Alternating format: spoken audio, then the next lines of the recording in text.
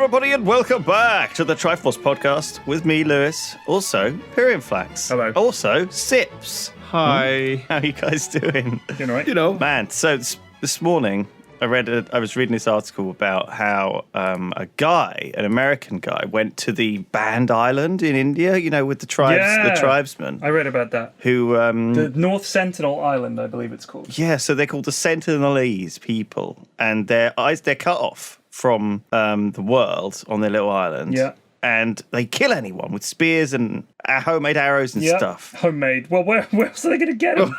Well, I guess island made. Yeah. They're not made in nearby places. They don't but get it's them like imported. Yeah. It's quite one of these quite isolated places. It's like off the coast of like India and Burma. Like it's in the Bay of Bengal. They believe they might be descended from the first Africans to leave Africa, like that group of people. Right. And they found this island, and they must have been like, yeah, this seems nice. And then subsequently, thousands of years later, of course, it's turned out to be a little too remote. And they sort of haven't made any contact with civilization. Now, some people, of course, will say, well, what a wonderful thing. That means they're like, they don't have any of the bullshit that we've got, like Facebook and shit like that.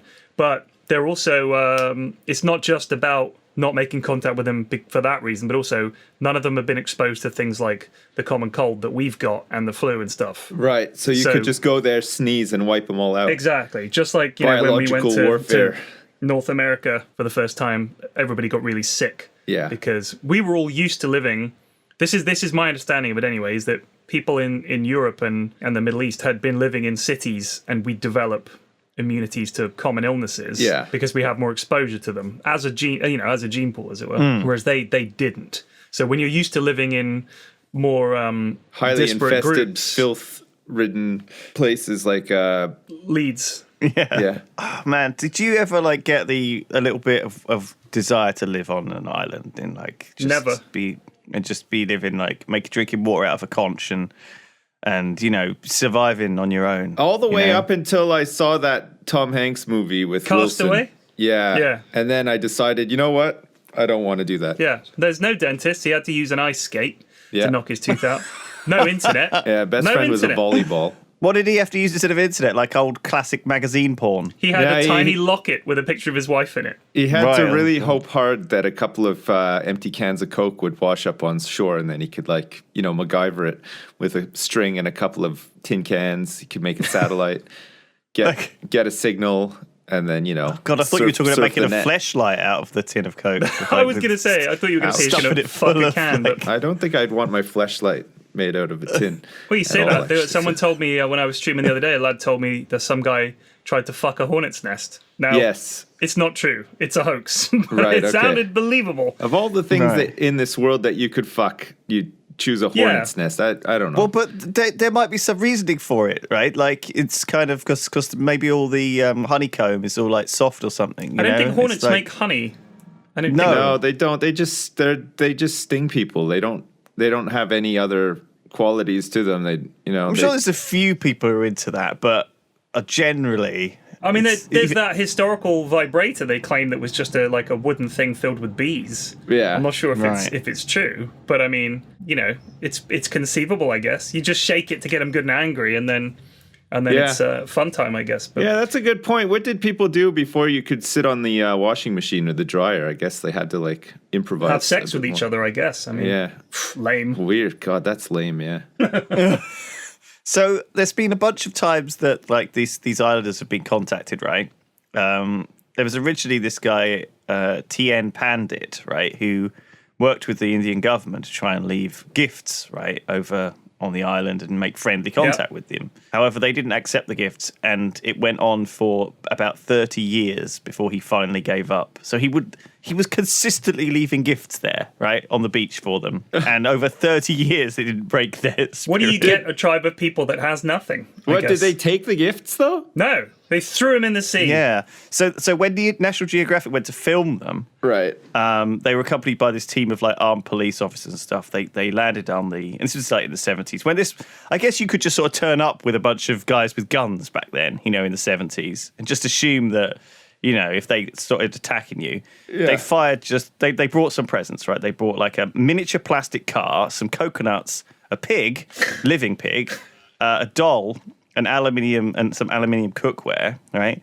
but the islanders shot arrows, one of which hit the documentary director in his thigh. Was it like one of those poisonous blow darts or something? Like, did he get some leprosy like off the back of that, or? I think he was okay, but then the rest of the islanders speared the pig, buried all the presents, and then like left.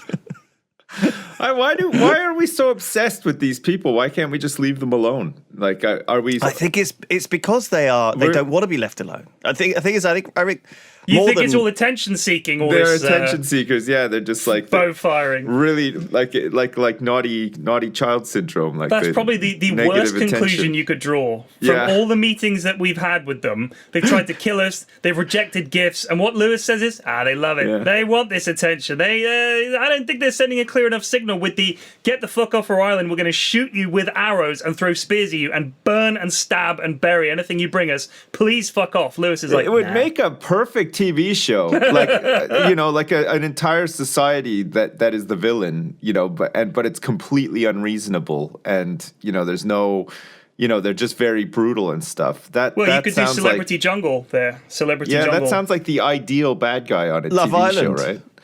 Love Island. They drop all these young Essex teenagers off. Very excited to be on North Sentinel Island here. I know it's going to be hype as fuck. I can't wait. It's going to be sick. And apparently locals can be a bit funky, but I can't wait to get mixing up against them and get some love action going. You know what I'm saying? Bam! Arrow to the chops.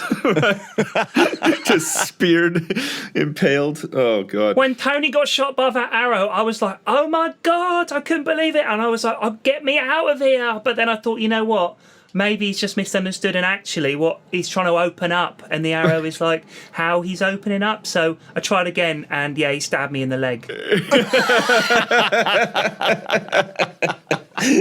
Oh, fuck. Oh, shit. Oh, man. Love Island. Is that still going? Jesus Christ. That fucking jungle one, the one that Ant and Dec used to host. I'm a celebrity, get me out of here. Ant has now been shunned by the entire world because he's a total mess, right? So he's not allowed to present it anymore. So he's very big on North Sentinel Island. Very popular there. Yeah. So they got, who's it? I think it's like Holly Willoughby to present it with Dec. Right. So Dec is just like, looking for another wingman now that Ant is like out of the picture. Well, hey lads, Ant turned out to be a bit of a cunt, so it's me and Ollie framing it out. I don't know what the details are of how God. Ant or Dec, whichever it is, fell from grace, but I think he drank a lot and did a load of drugs. I mean, I guess. He did, yeah. Well, he got busted for drink and driving, yeah. No, that's not cool. Which is no excuse, really, for doing that. No. And people are sympathetic towards him as well. I think Dude, he's popular. You can get away with anything. Yeah, I think that's the problem. I think people being sympathetic to him is what's causing him to just relapse all the time and think, so it's all right. I mean, look at Gazza. Yeah. Gazza's in the same boat. Everybody loves Gazza. So anytime he goes out, people are like, Paul, let me buy you a drink. He goes, I can't, man, I'm fucking alcoholic. I shouldn't be drinking, it's really bad for us. And they're just like, just have one. And he goes, I'll just have one. And then the next thing you know, he's waking up in a gutter. He's had like 20. He was in Bournemouth where my sister lives. Oh, man, you don't believe what I did last night. I don't know what accent this is. I went to Sentinel's Island, man, and I got stabbed in the leg, mate. It's like fucking... I was playing footy with him. I thought I could convince him to come out and be playing footy. Oh, Jesus Christ. Fucking Gazza. Oh, my God.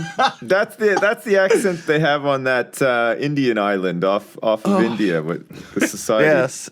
The brutal society. Yeah, that's how they speak. Yeah. That would be funny, actually, if they rocked up. Who are you? And they're like, why, hey, man, with the North Sentinel. He's like, just fuck off and there'll be no trouble. How can you not love Gazza, though? Surely if we send them, like, beloved people... they would just be like, they couldn't possibly stab Gazza. Well, do you remember when he tried to break that siege? Do you remember this? No. This was a few years ago. There was a guy, I think he was, God, who was he? He was like an ex-bodyguard or army or something. You have to look it up. And he'd hold himself up, and I can't remember if he was holding his wife hostage or something, or he was just in a field. It was a weird story. It's one of those things that people probably haven't heard about now, but if you look back a few years. So Gazza goes down there, right? He just turns up with a roast chicken, like a rotisserie chicken that he's got from Tesco's, and some cans of beer, and he's like, just let us have a chat with the lad and we'll sort it all out. It's literally... He just wants to go and break the siege, and the police are like. So what was this guy in Newcastle? What was just a hold up in his house? Was he like? Was it I'll like try and find the details for you. Well, was it carry like on a kind talking, of carry on the talking. police were like it's shooting bizarre. away? It's bizarre. But the guy was like, hold up. Oh yeah, here we go. On the 9th of July 2010, Gascoigne appeared at the scene of the tense standoff between the police and fugitive Raoul Moat, which is a bizarre name. Sounds like a Star Wars character. Raoul Moat. Claiming to be a friend of Moat and stating that he'd brought him a can of lager, some chicken, a fishing rod, a Newcastle shirt, and a dressing gown. Oh my god! And what? hell. So was the siege broken off the back of that power I play? think they told him to fuck off. Oh my god! Yeah, no, the Raoul Moat case, 2010, so it was about 8 years ago now. Nearly 9 years ago. So a lot of you young'uns out there were probably just kids when it happened. But if you want to have a look, Raoul Moat, it's very strange. He died, sadly, he got shot. But yeah. Oh god! So I mean, this isn't the first time like we've had situations of people on islands, like, because remember there used to be back up after during World War II, the Japanese dropped off loads of guys Yeah, the on island islands. lads. Yeah. And said, defend this island, here's 2 hand grenades and 3 clips, good luck, kind of thing. And it was sometimes it was like in the 90s when they were still going. They were like, they'd been killing people on that island for like 50 years. They thought that the war was still on, and they were still like their defending it. guns, they were trying to keep their guns still I mean, that's the thing. Like serviceable when you and watch everything, and yeah, it's crazy. when you watch documentaries and stuff, like they make it seem like all of the tactics of war and the maneuvers and everything are so like tightly controlled, perfectly executed and stuff like that. It must be a fucking mess. Like, consider your average person his ability to follow orders and do things competently. Like, and that goes like for soldiers as well. It must just be a fucking mess. Like, I bet you people are just like shooting each other by accident all the time. Well, we see that like in the news that it happens all the time, friendly fire and stuff like that.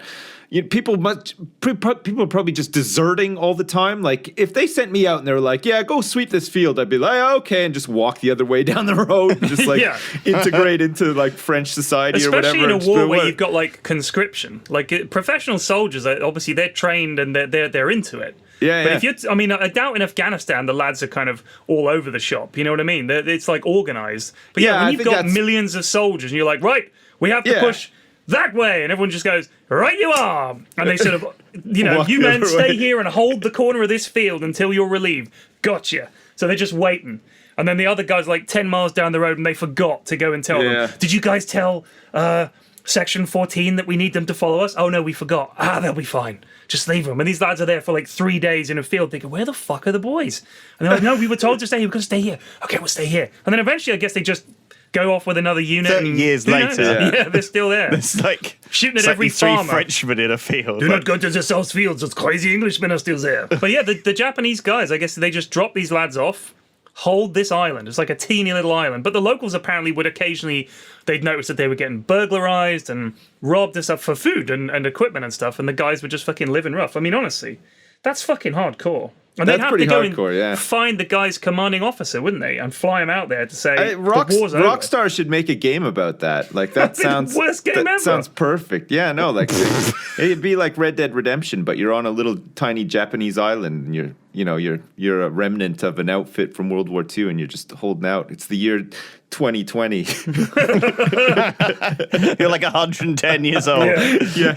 You still got like old ass equipment, new campfires and stuff. That'd be perfect. That'd be great. So no, they like flew out his old commander and stuff, and who was like still alive. He was like a fucking 90-year-old like retired fisherman or whatever. Do you know what I mean? And he tried to talk them down, but they didn't believe it. And then they left loads of newspapers around, and they airdropped stuff. The amount of effort they had to go through.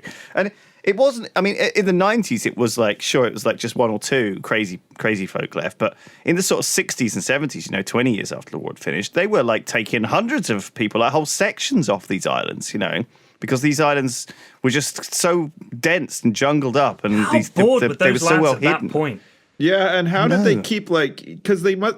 How did they like keep like backfilling the ranks too? Because like some of them must have just gotten old and like that's it. They weren't. They couldn't battle anymore. What did they have to like kidnap women and make children and Start their own rear society up some of- new soldiers to like. Oh my sort of God, do you replace reckon them. that's how Yeah. the Senegalese got started? Well, yeah, I'm sure it is. Yeah. They were just left to say defend this island. Yeah. And ever maybe. since, And they've they got are. like a... They are. It's They're obviously doing they it. developed Yeah. a holy text that said, and the Lord said, "Stay on this island. Don't let any fucker on. If they bring you gifts, bury them or burn them. Especially the pigs. If someone ever gives you a pig, stab it in the eye." They're like, "Right, you are." Yeah. And they taught their kids, and that's how they've raised them. And if you Yeah, ever see maybe. any metal, make sure you bury it in the ground. That's where it belongs. Do you know what's interesting? Today we're talking about the war, and today my eldest daughter did her class assembly. Nice. And they're studying World War II this term and stuff, which is great. I'm like really excited in her schoolwork for the first time ever. So we've got a new idea, right, kids? We've got this group of islanders. They're not very Put friendly, you but on an island. they can't. The thing is, they can't stab kids, right? So we're going to send you all to the island to make friends, all right? Because they're not going to spear you and bury you, and they wouldn't do that. They're not savages. So we're going to ship you off, and they're going to make friends, and then they'll integrate into society. We'll be able to get them a dentist, because currently they've been knocking their teeth out with a fucking ice rink skate shoe that we left them, as a present. An ice skate would be the An ice skate, an ice rink shoe. Sorry, Yeah. so the kids' assembly, go for it. So anyway, hell. the assembly was about the evacuation of the kids from London, right? And it was 800,000 kids that they schlepped off to the countryside to go live on farms or remote villages and stuff like that. And I'm thinking, how the fuck would that happen ever in a million years, where you just get nearly 1 million kids and just give them to strangers who've said, "Yeah, we'll take a couple of kids"? I mean, how would you trust anybody to just look after your kids in wartime? It was a and not- different These time. days, I mean, that seems like crazy, doesn't it? Yeah. pedophiles were very different back then, like the way they are now. Nowadays, it would They were just be more like oh my God. gentlemen pedos back then. Yeah, You'd yeah. say they had a code of ethics, is what That's you're right. implying. Yeah. But nowadays, they're just Yeah. like animals. Like you can't trust anybody. The kids. Yet more evidence of the decay of society. You can't even trust the pedophiles anymore. I mean, No. Jesus. God, yeah. Even they don't even follow a code anymore. It's like solo acts. They're off the grid. God. Yeah. But yeah, can you imagine Jesus. that nowadays? It wouldn't fucking happen ever. No, God, no. It would be a disaster if it did happen as well. God damn, it'd just be like.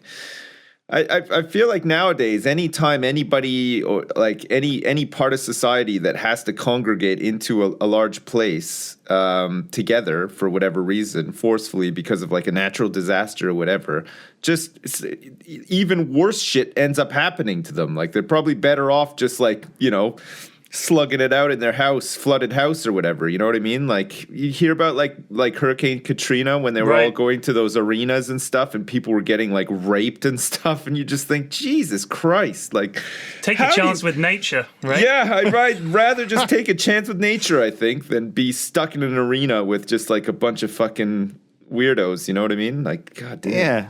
Just drop them all off on an island. Like, Can you think of one, Lewis? Yeah. Does a specific island just spring to mind, or Like, not I really? mean, it must be a lot of really cool stories from that. Like, because the thing I remember from the evacuation is that like there were sort of these country gentlemen and women, who had a big country house with about 15 rooms, and Yeah. they could just. Oh yes, me and Alan live here on our own. Wasn't that the But we're- settings for we're bed doing knobs and our part broomsticks? to take in some children. Now we've taken in 65 children. That's filled one of the wings, and we're hoping that more will come down. Man, They're I'm really sure- giving it a bit of life to the place. I'm sure you're describing bed knobs and broomsticks. Like, I'm pretty sure that's the setting of that whole movie. It's like kids that get shipped maybe. out to the countryside during the war and then have magical adventures on a flying bed. Yeah, it's No pedophiles, though. well. The thing is, like, it is a different. Everyone's so terrified. Do you not think like it's a bit of a sensationalist thing, or do you have to be terrified these days? Is it like It what is. are the actual There's a lot more sort of like awareness of it. It's like How many covered a lot. predators are there out there? Because the thing is, like, you guys hanging around waiting outside your kids' Nowadays, schools, everybody looking is a to pick up your potential kids. predator. Well, you're saying that we look like predators because we're men. Didn't you tell me that you both got accused of it, like at one point, or like at least like I someone hope was not. suspicious of I've you? never been I think accused that's of being a the pedophile. last thing that you want to have happen to you as a parent. But Yeah, that's a I brush certainly wouldn't wear that sticks. as a badge of honor. Yeah, But at least, sorry, no, gloat maybe about not it. accused, but in like your head, you were like, man, I look a bit like a pedo here, waiting What? outside this park. yeah. I mean, like I've No? been at playgrounds before, and you definitely get people giving you an eyeball, like, "Who's this guy?" No, so yeah, I occasionally never- I'll just summon if you're my with kids your over kids, to say, like, you never do. Yeah, but you they're just off get playing. like that. You get that knowing smile from other mums and dads, like, oh, I don't want to fucking be here, and you're like, yeah, me too. Yeah, exactly.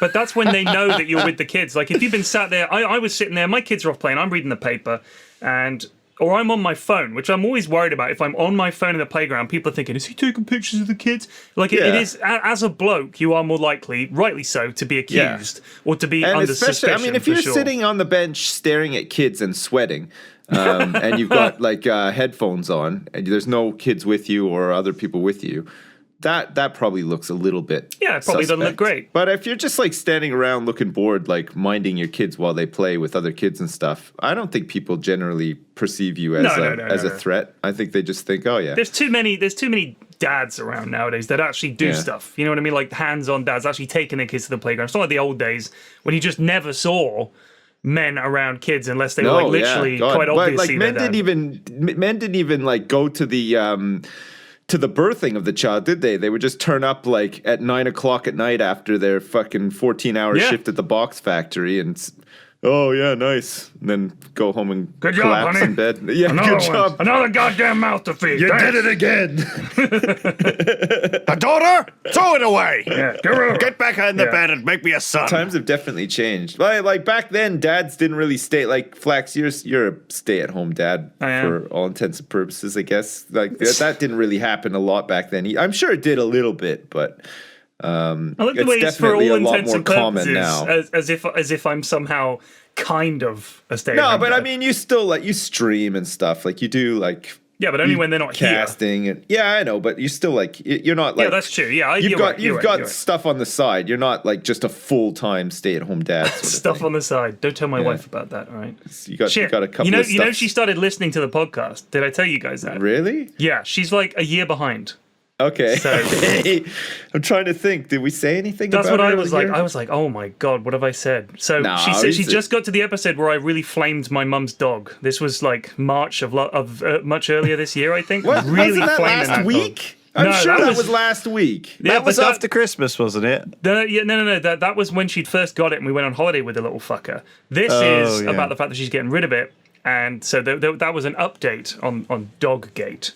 All right, this is interesting. So, what does your wife? Your wife has never met me or Lewis before. She's met Lewis. Oh, met. oh Yeah, yeah. yeah. Oh, wait. At Comic-Con. Comic-Con. Yeah, at a convention. I was gonna. Yeah, I was wondering like how that happened because I haven't met your wife. I mean, you know, Not officially. Not that you know of. Not that I know. Yeah. not that you know of. Yeah. Yeah. Not that I know. So what does she think then? As a person listening to the podcast for the first time, I'm interested to know what her take on it is. Does she like? I know she's probably biased a little bit because you're in it. No, but- if anything, that would make her like it less. right. So I was actually kind of surprised that she enjoyed it. And she said, I listened to your podcast. And I was like, here we go. And she was like, it was pretty funny. Pretty funny. I was like, okay. So then she started listening to them all. And now like Right. she's a loyal viewer, you know, or listener. Like she listens to them all. So does she have it on like while she's at work and stuff? She I just think has, she listens to it when she's commuting. Right. And I think she probably listens to it when she has like a lab at work where she does some of her work, like a computer lab. Yeah. So I think she probably listens to it when she's in there. But yeah, she does listen to it. So hey, love you. Well, this will be like she'll be getting around to this in about a year. Like, how often does she listen to one? Every day? I'm not sure. I mean, she's caught up enough that she's only a year behind now. Yeah, And as yeah. we were saying before the podcast started, we started in March of 2016. Wow. Yeah, so 2 Where do you years and 8 think we're months. going to be in like 5 years' time? Do you ever think about that? In the next do, 5 yeah. years, what do you think you're going to be? You think we're just going to be doing what we're doing now? Or I think people are going to come by and people are going to be like, you could stop doing this, you know? You don't have to do this anymore. Yeah, our commanding officer will turn up. Gentlemen, you're relieved. It's Gazza. Gazza's going to turn Gazza. up. He's like, hey, man. Why I lads, bought you this can up. I bought you stop the some chicken. podcast now. We've got a chicken and a fish and running a fucking dressing gown. Siegebreaker. You don't have to do this anymore, man. You're doing it. You're They should breaking make yourself. like a Dota hero about Gazza. Siegebreaker. Just running around with Yeah. a chicken and a couple of tins. Why, lads? I love his voice lines. Get Gazza just mumbling. Yeah. Fucking great. I fucking love it. It's great. And Dota, have a bit of chicken. And he never hurts anybody. He just falls over drunk often. You can't kill him. He's unkillable. Just It does an AoE stun. It just falls over. First of all, right, I'd love it if Sips met your wife and he was like, oh my God. And she was like, Chris? And he was like, Mrs. Flax? I reckon. And then they like had this reunite and they were like, you know, and you were like, what is, could you imagine? Could you imagine if we you were knew like each other? high 'Cause that school does happen. sweethearts. they'd had a thing somehow long ago. Somehow, That I was yeah. love scary. seeing those things. Like there were these kids. I would hate seeing that because it would be the end of my life.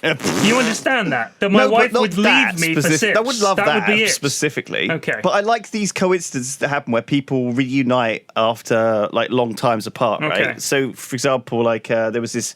There's a bunch of them, but there was like couples that got married that then found that when they looked through family photos, they'd either been like in the same at Yeah, the yeah. Disneyland at the same time when they were 4, or like they'd been, you know, related somehow or been involved somehow.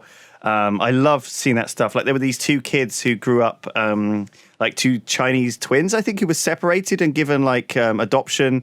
One of them went to Norway and one of them went to Canada or somewhere, and they reunited after a long time. Right. There's all these amazing stories about people like rediscovering things from their past. Here's which one I from find, March like, of this year. So interesting. Married couple discover they were pictured in same photo 11 years before they met. So they Yeah. were both at something in China, I think it is. Wow. And yeah, that's kind of nuts, there's a isn't it? big thing. She's having her picture taken in front of it, and circled in the background is this lad having his picture taken on the same day at the same time. And then 11 years later, they met and got married. Pretty crazy. Pretty I think crazy. you often. Sometimes this happens though, like you bump into someone at like an event or somewhere who you've met before, and back before. I mean, I think it was like I remember I was on holiday in Italy or something, and it just so happened that our like cleaning lady at the time was on holiday as well, and we hadn't known this, and she hadn't known this, and she was at the same like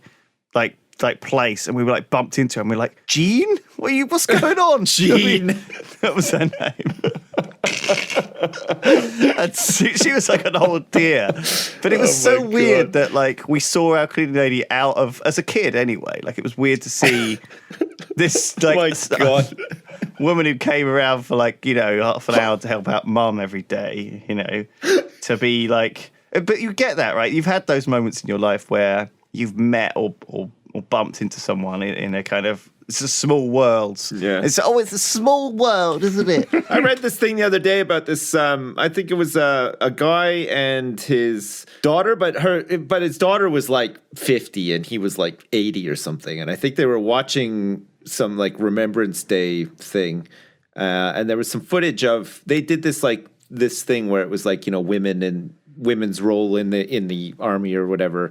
And they had some footage of women parachuting out of like planes and stuff. And they had like this old footage, and this woman's like smiling and waving to the camera and stuff. And then, you know, jumps out of the plane, parachutes or whatever.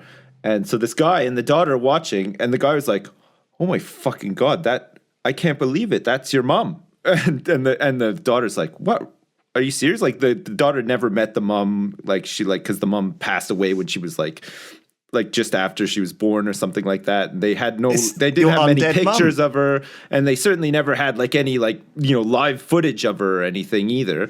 So the guy had to like write into I think it was like the BBC or whatever, and say like, "Oh my God, do you have any more of this archive footage? Like my daughter's never seen her mom before." And they sent it to her, and she was crying and stuff. And that's kind of weird, eh? Imagine like never meeting your mother ever because she died soon after you were born. Oh, fuck. And then seeing like footage of her just like, you know, because you probably look a lot like her too, right? Like most Probably. people look like their parents. So it'd be like looking at a different you or something. I don't know. That'd Do you know be what? kind of crazy. This is interesting because last week, this podcast is like it's like a bunch of ley lines meeting up once a week, and all Yeah. the threads of my life are Yeah. not they're de-unraveled whatever they're collected. Anyway, I went to the National Archives on a school trip. Fuck me, no way. That's insane. Yep, pretty crazy. Pretty crazy. They've got all family records and shit there. That's why I thought of it. Oh, yeah. But, yeah. Maybe it's less interesting than it sounded in my head. No. Sorry, I was just joking around. Just carry on. You went to the archives. What was the point? You've thrown me. What was the purpose? Sir, what was the purpose of your visit to the archives? It was a school trip. Oh, all right, okay. That's it. And did you find out anything? I guess like you guys are proper British boys, right? So you might have like ancestors that date back. Yeah, probably. A real, the main real thing long was, ass way back, right? I was there to help the teachers out because they had to get the kids from the school to the archives, and we had to use public transport to do it. So it's like 30 kids, 2 teachers. So they rope in some parents to just corral the kids to help them out. And also because one of the kids you're assigned is your own kid, you actually give a shit. You know, you're like really looking after the kids. You're like, don't go over there, don't touch that, be careful. You know. We always tend to go along to those because we just think like, you know, it just gives us an excuse to watch over our kid and make sure that he's not like, you know, doing stupid stuff and getting hurt and stuff. So, but it was interesting, and they were teaching the kids about World War II, and they had to do like this little investigation. They were given all these materials to research and stuff like that, and they were all copies of these actual MI5 files. Now, kids, I need you to look up that moment when the war was really going badly, but we sent in Gazza because there were a load of guys like holed up, right? And he came along, and I believe he had a chicken, a rotisserie and chicken, a fishing pole, a dressing gown, and a dressing gown. And he single-handedly made friends with all the German soldiers, the German High Command. Yeah. So, Herr Gazza, what do you have for us? Hey, lads, I've got some chicken and a fishing pole. How about that Russian invasion? Let's call it off, eh? You make interesting points, Herr Gazza.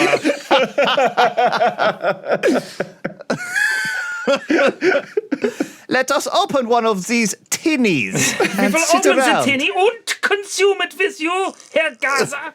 Hey, lads, let's get a fucking party started right now. That would have been something. Can you imagine if they looked back at old archive footage, they were like, is that Gazza? And he's just the same age he is now. Dressed the same, walking around throughout history. Time and like every great negotiator is some form of Gazza. They're like, I'm pretty sure that's a representation in Sanskrit and hieroglyphs of Gazza. Gazza. Pretty sure it's Gazza. Is he holding it? Is that man holding a chicken? Is that a fishing pole? What? It's like cave paintings. And then they find out, they look in the Dead Sea Scrolls. We keep seeing this word come up, Gaza, but it turns out it's Gazza. It was Gazza, and it's got a parable in here about him feeding 3,000 people with a chicken and some tinnies. How did he do it? And Jesus was meant to hang out with a lot of fishermen. That's why he had them. That's why he got the pool, lads. Hey, Peter, I heard you like fishing, boy. I brought the fucking fishing pool and some chicken and a few tinnies. You'll love it. Such a divine being. Yeah, he's such Holy Gaza. Such an inspiration. Shit, sorry, so you're at the National Archives. What's that like? What is it? It's a huge building, right? It's a huge building. It's a government building. And whenever people say store National everything. Archives, I always think of that scene from Indiana Jones. Exactly. And they actually have stuff like that. Now, that's all underground. So imagine the overground bit is like a massive library full of old people looking up their family history and hoping they're related to someone famous, I guess. I mean, that's how it seems. It was all old people. Then there's a whole bunch of historians. Now, though, because they have that show on TV, you know, the air one. Yeah. So, like, you know, you might be able to inherit some serious money, like if they, you know, if you keep your record straight. So there are like groups of people there. There's the money-grubbing old people hoping they're related to someone famous and rich. Then you've got the actual historians and history students who are researching for papers and books and stuff. And then you've got like school trips and things like that. So underneath the National Archives, they have these huge rooms that are like the size of like 2 football pitches or something stupid like that. Huge rooms full of these boxes, these filing boxes that are full of papers.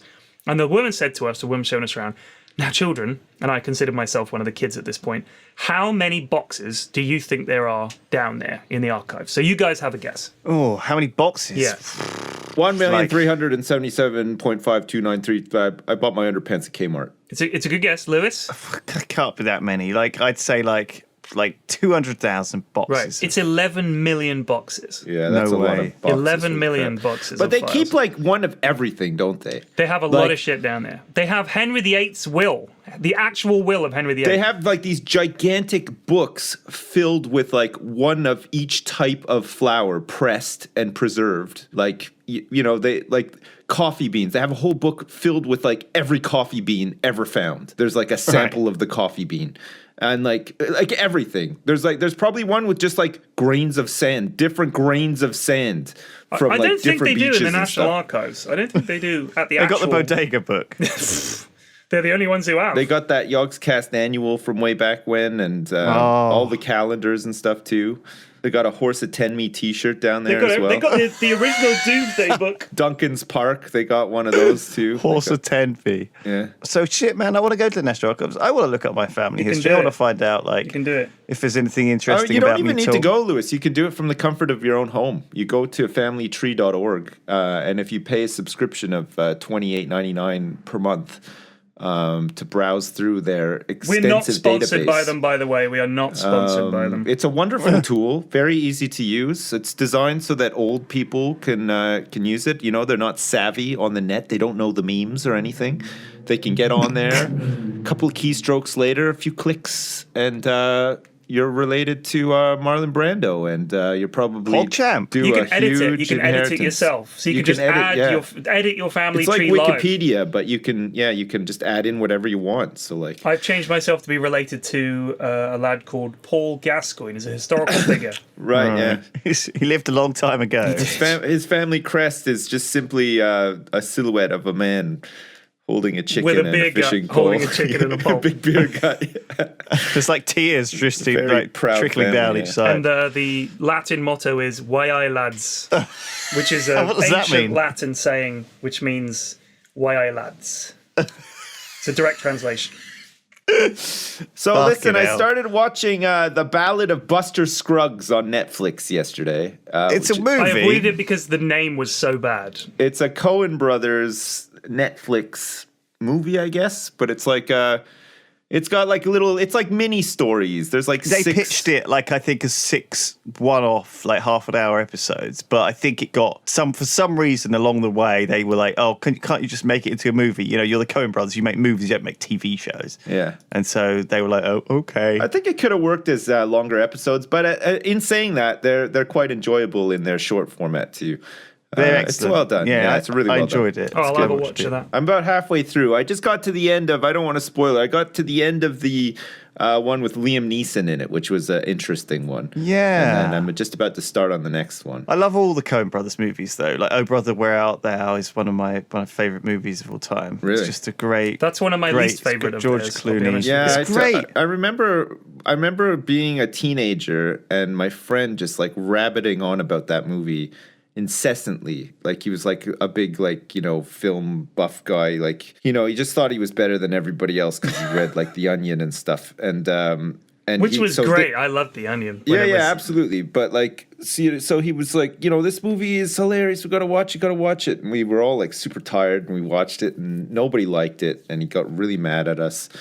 And like, but we almost made it a point not to like it because he'd hyped it up so much. You God, ever yeah. get that? Never There's do a lot that. of Coen Brothers. I mean, it's not the best. Actually, isn't the best movie. Now I think about it, but I mean, I remember it fondly. Clooney as was in it, a right? good time. Yeah, he was. yeah. I mean, the Coen Brothers have made a lot of cool movies. You know, I mean, Fargo, The Big Lebowski, No Country for Old Men, like great movies. Yeah. and I always watch everything they do because it's worth just Absolutely. fucking seeing what they got planned because it's a bit The different. Matrix, you know, they made the Matrix as well, and was that other anime one they made too? Yeah, Matrix 2. The Matrix. The Matrix. You know 3. William H. Macy, the actor who was in Fargo. He was Jerry. God, what's his name? Jerry Lundegaard, who was in Fargo.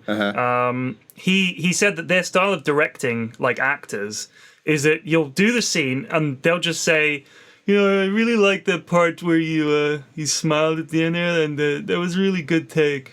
Okay, let's do it again. And they just praise you and then ask you to do it again. They don't say no.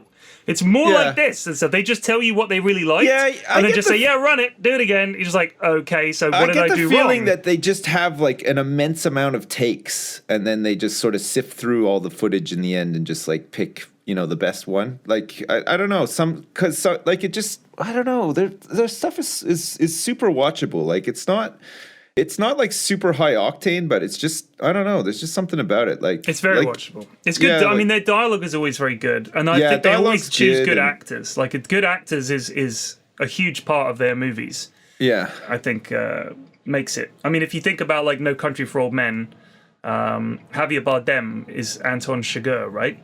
And he's brilliant. He's like this otherworldly, creepy guy. Does the brilliant performance, but then, God, what the hell? I can never remember his name. I always want to call him Matt Boner, but I know that's not his name.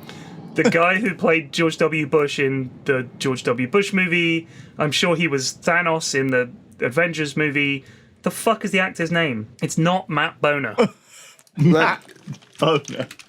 Here, I got you. I got you here. It's Josh Brolin. Josh Brolin, right? Not Matt Boner. Josh Brolin. That does sound such like an American jock name. It does. Matt Boner. Josh Brolin. So Josh Brolin. So I thought he was really good in it, and Kelly MacDonald was his wife. She was really good. It's just really, really good actors. But I don't know. Like even what's his name? The guy Mark Ruffalo? Woody Harrelson. Mark Ruffalo wasn't in it. Ryan Reynolds. He wasn't in it either.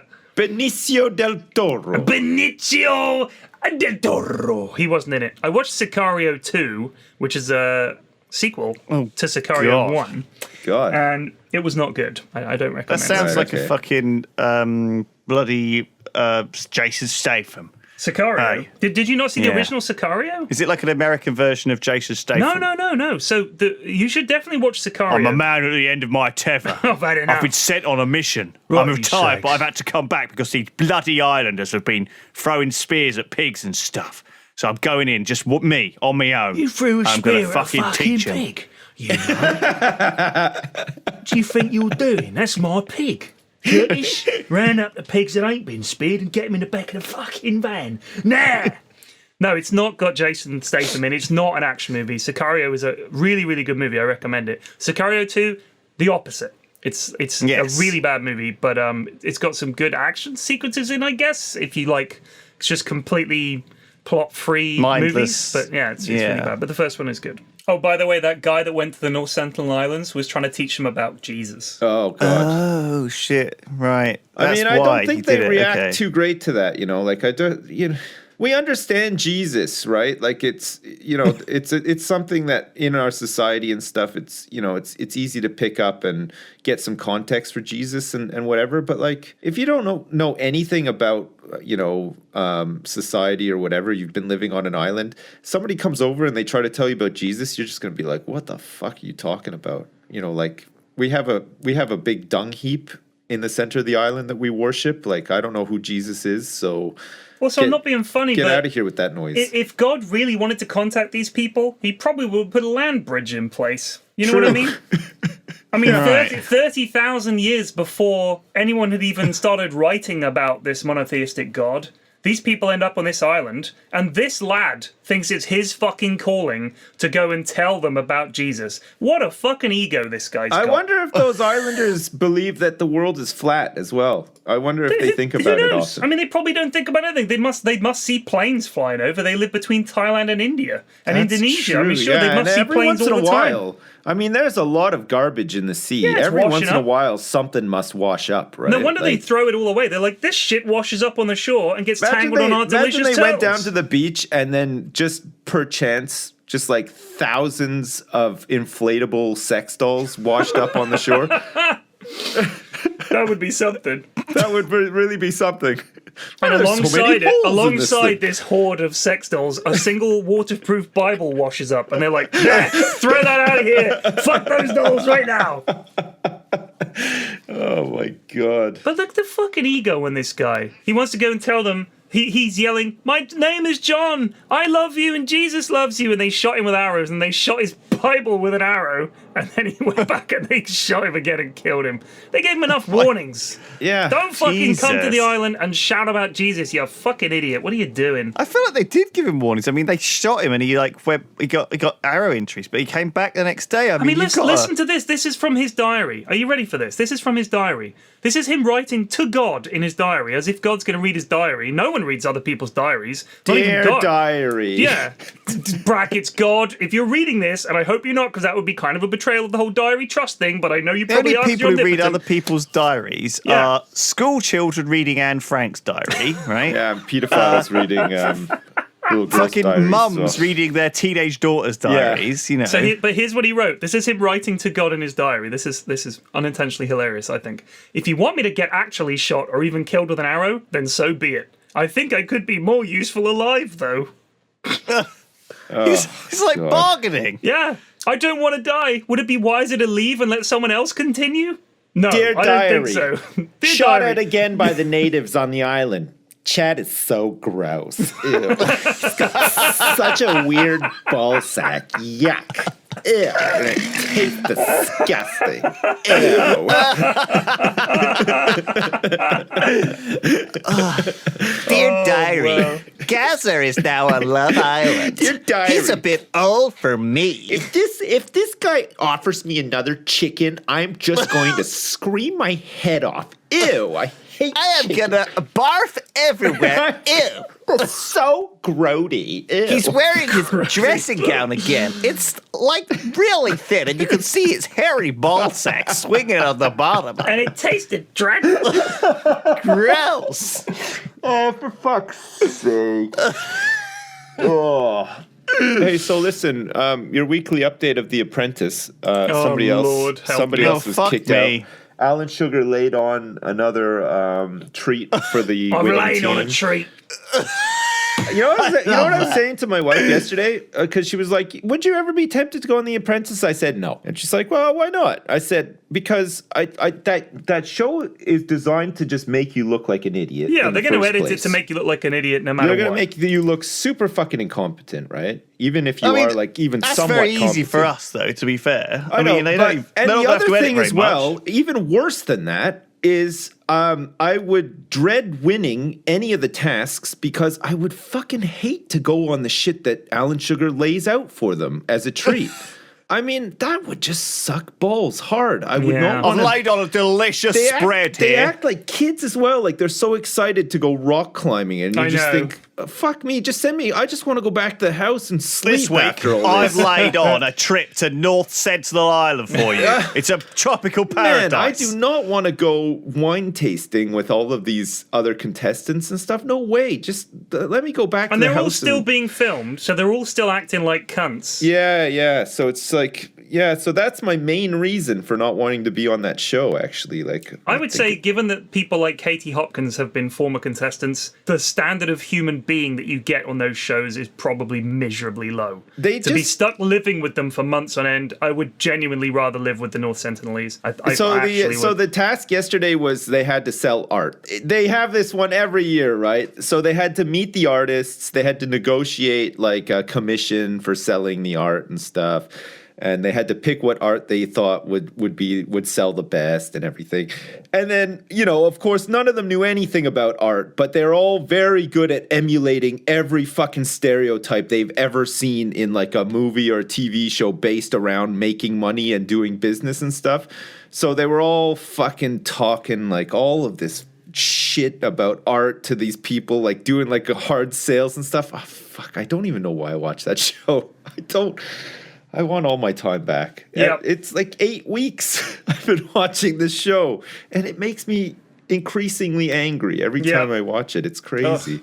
Maybe don't watch it next week. See if you No, can. I will for sure watch Yeah, it of next course week. you will. Like, Is it like the thing I read about people who can taste more bitterness get more hooked on coffee, right? It's like the people who should like coffee the least actually get hooked on it more. oh, maybe. I Is don't it know. like that? Yeah, it's know. like that possibly. feeling that it gives you of frustration and anger. You just keep coming back, though. I Yeah. can't drink coffee anymore, so I haven't drunk it in a couple Why? of years. What happened? It makes me shit a lot. Well, I thought it was your heart thing. No, it's just the shitting. I got You sick of just it. get. All right. Okay. Every time I had a coffee, I was just pooping. I was like, geez, this is crazy. I think it's the coffee. And I stopped drinking coffee and haven't had a poop in 2 years. It's going all right. Nice. Damn. Maybe you got like a really bad blockage in there. You know, like if you get really blocked up and it can't come out the back passage, I could do a coffee. sometimes it comes out your mouth. Oh, does it really? So, yeah. A So friend you of have mine to be worked as a very nurse, careful. and she said she was working with some old people, and she said that one of these old guys hadn't had a poop in months. Yeah. And when he finally went, it was the size of his pillow. That's how much poop came out. God, It that was- is just fucking yeah. disgusting. I know. Crap. Fucking what? Man, I've taken a couple Is of those. Gazza Having okay? said that, though, and I'm regular, like Pillow daily, poops? twice a day. Yeah, and sometimes they're huge. I'm just like, what the hell did I eat? Made this poop so big. Well, you know, We you hadn't guys mentioned poop until right at the end of the podcast, just as a reminder to everybody that Yeah. essentially poop and dicks and stuff like that, that's pretty much the focus. We mentioned We're ball children. sacks earlier. That's so- right. Yeah, we did get some ball sacks in there. That's true. Well, there you go. That was the podcast. Thank you for listening, everyone. Yeah. See you all next week. Oh, it's so good. I know, we're so consistent. regular. So just consistent. like my pillow Just poops. like poops. Peace out. Love you Peace. lots. Bye, Bye. everyone. Bye.